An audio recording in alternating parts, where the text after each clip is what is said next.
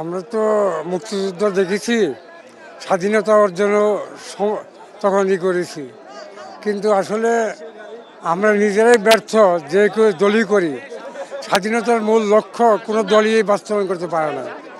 বিগত দিনে আওয়ামী লীগ, বিএনপি, জাতীয় পার্টি যারাই ক্ষমতা ছিল কেউ সঠিক পারে নাই।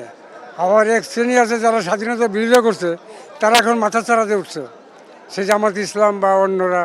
কাজে এরা স্বাধীনতা স্বীকারও করে না, কিন্তু এখন বড় বড় কথা বলে। কাজে এটা দুঃখ লাগে। কাজে আমরা চাই স্বাধীনতার মূল লক্ষ্য, যে লক্ষ্যে স্বাধীনতা হয়েছে, সাম্যবাদ, মানবাধিকার থেকে আরম্ভ করে যারা যারা ন্যায় বিচার, এটা অক্ষুণ্ণ থাকুক।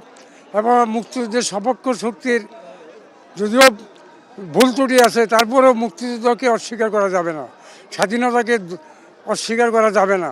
সেটাকে স্মরণ রেখেই আগামী প্রজন্ম, আগামী দিনে চলতে হবে, এটা আমরা বিশ্বাস করি।